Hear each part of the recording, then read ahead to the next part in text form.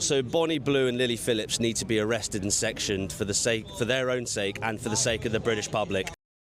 Have you noticed that British politicians, especially those on the left, are more than happy to talk about the Netflix drama Adolescence, which demonizes young white boys? More than happy to talk about that as if it's a real documentary rather than a made-up drama where the main character's ethnicity was actually changed.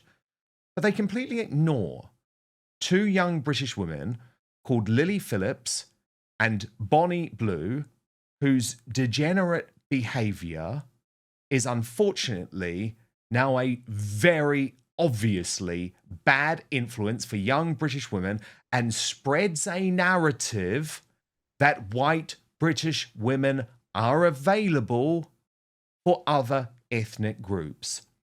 Now, Bonnie Blue and Lily Phillips are young women who are making a heck of a lot of money, almost disgusting amounts of money for what is effectively pornography.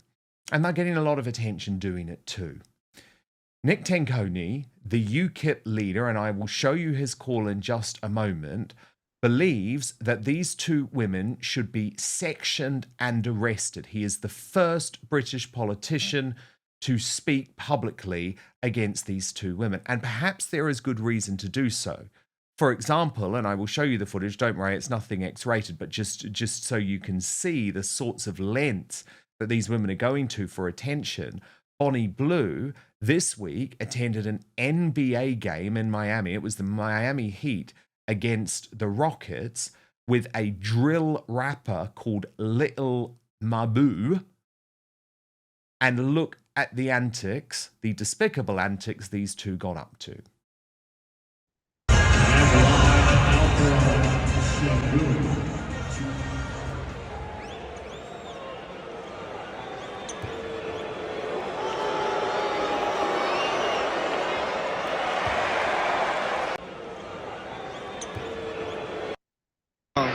Wait, before you do that though, do you not think I'll be able to get the 10 black gates off yet? 55, Duncan Robinson is second. Team second. Do you not think so? Right. Yo, do you want her? Yo, Thompson. Thompson, you want her?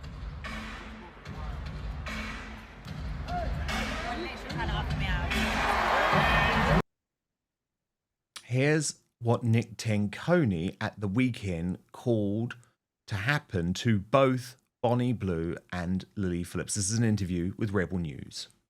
Cyril Smith.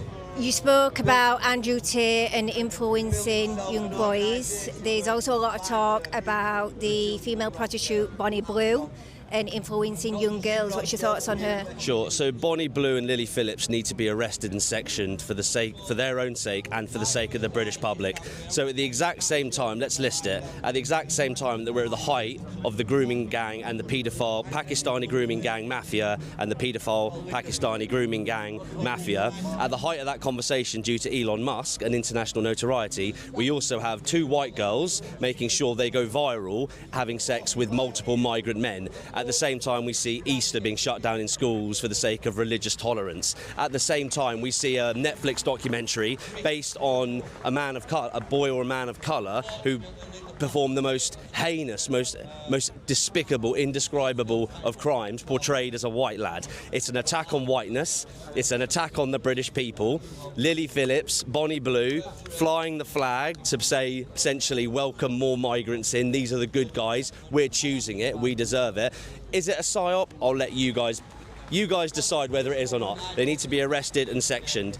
Who behaves like that? Who behaves like that? It is all to do with watering down our culture. It is all to do with denigrating Christianity. It is all to do with saying that we are good for the taking. You can behave however you like. We've descended into degeneracy. What message is that sending to young boys and girls whose parents have completely lost control of them? It's got to be stopped. Thank you for your time. And Nick Tenconi, given the risk that young white girls are under as a result of the Pakistani Muslim grooming gangs, there is a disturbing undertone to what Lily Phillips and Bonnie Blue do that isn't spoken about much, okay? But let's go there because it matters. And it is the fact when they put on these, I mean, I hate to even say the word, but these sort of huge orgies where, 100 or 1,000 young men come and apparently sleep with them in one day, the vast majority are non-white. But first, you know I never recommend anything unless I truly believe in it, and today I've got something absolutely game-changing for you. Have you ever stopped to think about how crucial comfort is, especially down there? Well, let me tell you, today's Outspoken is proudly sponsored by Sheath Underwear, the revolutionary brand shaking up men's comfort across the globe. And here's what makes it even better. Sheath was founded by an amazing US Army veteran, Robert Patton, while he was serving in Iraq back in 2007. So that's right, this isn't just any underwear brand. It was designed for the toughest conditions imaginable. Patton was battling relentless heat and discomfort in full combat gear, and he thought there has to be a better way. So he created it. And let's be honest, traditional underwear just doesn't cut it anymore. Sheath's innovative dual pouch design ensures your comfort all day long, keeping things separate, cool, and fresh. Just imagine your essentials being comfortably cradled away from unwanted friction and heat. Trust me, it is genuinely transformative. I've personally tested these at the gym, on long days at work, even just relaxing at home, and I'm telling you, once you've experienced Sheath, there is simply no turning back. They're stylish, they're supportive, and they deliver unmatched comfort. It's like upgrading from economy to first class, but for your underwear.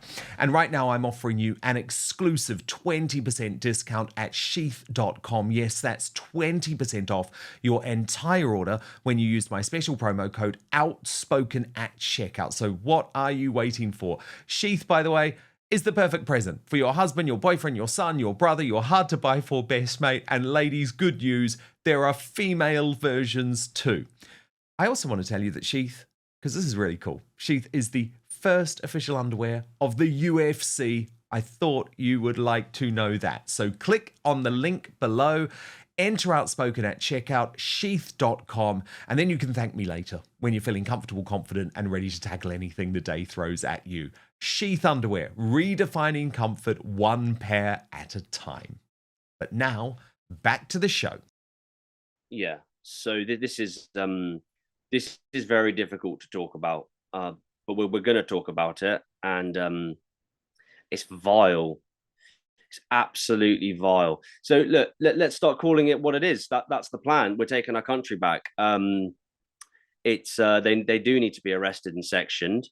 Are the British? There's a tweet that's going around. So apparently Bonnie Blue is getting engaged to a guy, and he's taken to social media with her asleep next to him with a Cartier ring. And I'm not going to repeat it. I'm not going to say it. But basically, the caption says, "Her body's yours, but her heart belongs to mine." Now, where do we start with this? On one side of the coin, with regards to the Phillips Blue situation, on one side of the coin, this is the hippie period. This is the 1960s. I wasn't there. Was it as bad back then? I don't know. But let's just call it what it is. It's liberalism on steroids. These girls are on record as saying their families do their accounts. They do their books for them. We know that Bonnie Blue will happily go to a car showroom. She's had a new car made up recently. And then there's the garage and the guys, they're all clapping and cheering. There's so many people that are in on this. Are we to believe that these two girls just went, I know, let's go and give this a go? Or are we to believe that it's government backed? This is domestic terrorism. Let's just start calling it what it is. It's all part of the continued never ending effort to denigrate Christianity, to destroy and weaken masculinity, and to go against all the principles of what we're taught in the Bible and by the early church fathers, to abstain, to fast, to pray. When we talk about cultural values in the UK, that phrase is thrown around by non-practicing, non-Christians, secular liberals all the time. But let's start saying it as it is. Do we honestly think, going back to those two sides of the coin, do we honestly think that this is just liberalism? Do we honestly think this is just secularism? This is the price you pay. Remember, love is love. don't interfere? Or are we to think now, actually, this is a concerted effort by the government? It is domestic terrorism, but on what? It's the only category that it comes under is to denigrate Christianity, is to denigrate the nuclear family, is to denigrate and destroy masculinity. That is absolutely clear to me. It is a concerted effort specifically at Holy Mother Church, at Christianity, at masculinity, to weaken us, to emasculate us, to cuck us. This is all part of the same thing. Masculinity and femininity for centuries have complemented each other, equally as special, equally as sacred. What we're witnessing is a direct attack on masculinity via pornography, prostitution, degeneracy. Now, on one side of the coin, maybe it's just fluke and they're just two capitalists enjoying liberalism, or it's a concerted effort by the government. It's domestic terrorism. And then, Nick, you get this Netflix show Adolescence, right? Which, don't get me wrong, it's a very compelling drama if you just want to watch it as a work of fiction. But again, I would say there's a psyop behind this show because it has been raised in Parliament. There have been suggestions that it should be played in every school, that it should be played to every MP. When Slippery Starmer, the failed Prime Minister, got up on his feet, he actually described it as a documentary instead of a drama.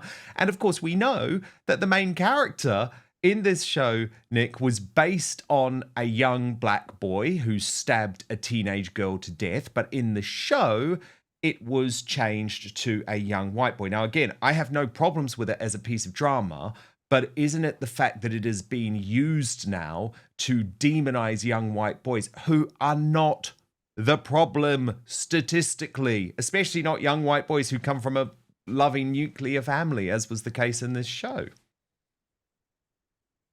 Yeah, certainly. So you've got an advert, which I presume is bought and paid for by Transport for London, of a white kid who is behaving very, very inappropriately. They've made him act it so that he's very slimy, he's very sleazy. He's not necessarily attacking anyone. I'm sure you've seen it. It's I believe it's TFL sponsored. And that, I think, was maybe even last year. So when you see that and you see just how awful the character is playing the role and how he's trying to deliberately intimidate women, when you see that, nothing about it seems organic, nothing about it seems genuine. And I'm not just talking about the fact that we're engulfed and surrounded by migrant rape, migrant murder, migrant terrorism, migrant subversion of our culture, the Islamic Caliphate. I'm parking all of that. Then we look at the Adolescence documentary. As you've said, Dan, the perpetrator was a black kid. Now, that's my understanding of it. And they've portrayed him as a white kid. This is a deliberate attempt. Someone somewhere, again, is pulling the strings to allow politicians across our governments, across our nations, to give them their Reichstag moment. It's to give them that moment where they can go, right, whiteness is a huge problem. White males are a huge problem. White Christian males are a huge problem. White heterosexual Christian males, whatever. It gives them an opportunity to say, let's denigrate, demoralize, demotivate, and go after this particular section of society. Meanwhile, we jump on any social media platform, and once again, we'll see a group of migrants or a group of black kids running around hacking each other to death with machetes, or we'll see black girls in American high schools beating half to death white girls. So what we see is that there is clearly a problem in liberal Western democracies with regards to knife crime, with regards to violence, with regards to, it all stems from godlessness, which can be auto-corrected. But when you see a designated campaign against white people, then we've got to start calling out the racism. You've got to start saying you're doing this deliberately to, again, emasculate, demoralize, and demotivate. Now, it is exhausting to talk about this particular aspect. Whilst we witness the great replacement theory and the fact that our whiteness is being replaced, which is racism in the UK, we also have to endure these concerted, choreographed attacks specifically on white typically white, Christian, straight males. Let's not forget the straight and the Christian bit. It's not just white males. And really the most affected are going to be the youth, the white young men who are our future leaders, our future fighters, our future warriors, our future politicians, engineers, publicans, whatever you want to call it. These guys are getting a really hard time of it, and they're being told to shut up for the sake of diversity, just like those despicable Labour MPs did when our native British girls were being caught up in a rape genocide, and they were told to shut up for the sake of diversity. I quake with rage. We've got to take our country back. We've got to get politically active. We've got to take our country back. Indeed, we do. Thank you so much for watching Dan Wootton Outspoken. Please click on my face just to the bottom left to subscribe to this brand new independent news source and turn on the notification bell so you'll be alerted to our brand new live shows, uncancelled interviews, and special royal episodes. Outspoken is also now available as a podcast, so you can listen to the show every weekday on the go, wherever you are.